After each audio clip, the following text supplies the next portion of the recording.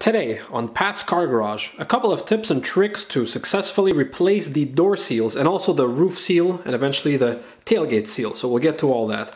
So first I'm going to start with a door seal. Pretty simple, only two pieces of trim have to be removed.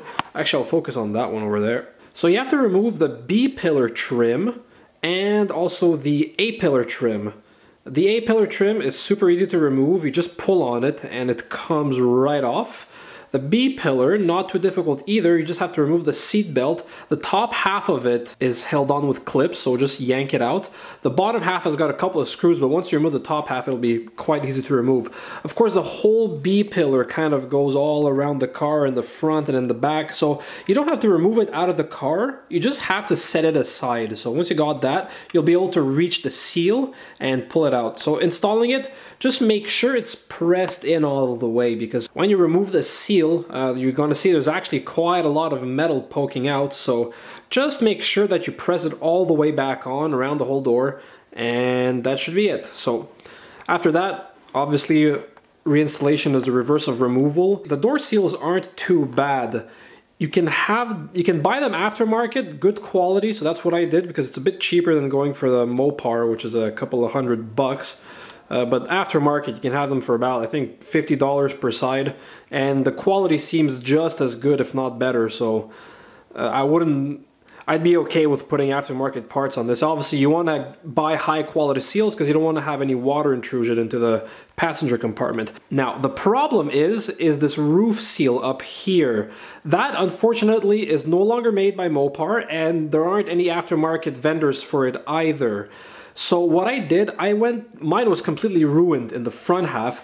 I went to the junkyard, and unfortunately there aren't many ZJ Grand Cherokees here in junkyard, so I found a good-ish seal. The front half of it was good, but the back half of it was bad. However, on mine, the back half was good. So what I did right in the middle, as you can see there, first of all, I drilled a little hole underneath for water drainage, because, okay, I glued these two pieces together with weather seal adhesive, but just in case the seal fails, the adhesive fails, just in case it fails, I'll be able to have a little drainage hole that's going to drain the water down, and it's just going to run along the B-pillar and drain out the bottom of the car. You don't want to have any water pooling up there because there's a metal rail that goes all along the top of the roof line, and if that pools water, you're not going to have a good time. Otherwise, yeah, I'm going to leave it as it is for now. If I find a better roof seal in another junkyard,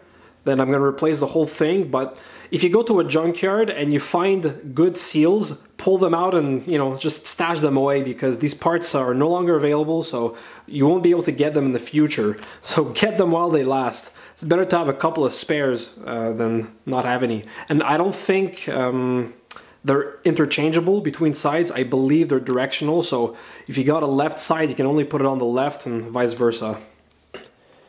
Okay, for the tailgate seal, not too much more difficult. You don't have to remove any of the trim pieces because the seal comes straight out, so just pull it off and that's it.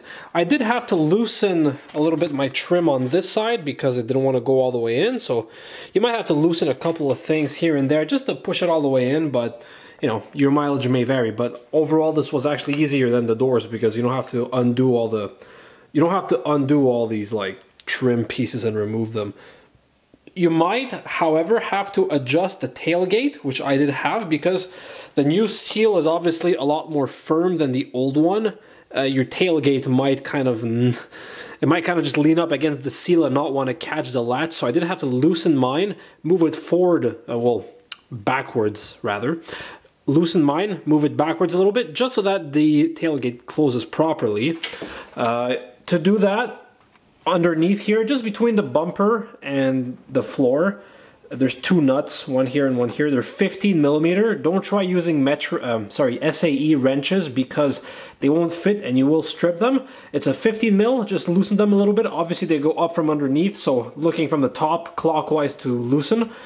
And just move it around. If you moved it side to side, just close the tailgate on it. It's gonna recenter it, and then you can just move it back and forth a little bit just to adjust it until it's just right. So yeah, that's it for this video. The remaining seals that I have, they're all okay, so I'm not gonna have to replace them. Although I'm tempted maybe to just buy them and keep them in stock somewhere because, you know, you never know how long these things are gonna be manufactured for. But for now, this should cure all my interior water ingress issues.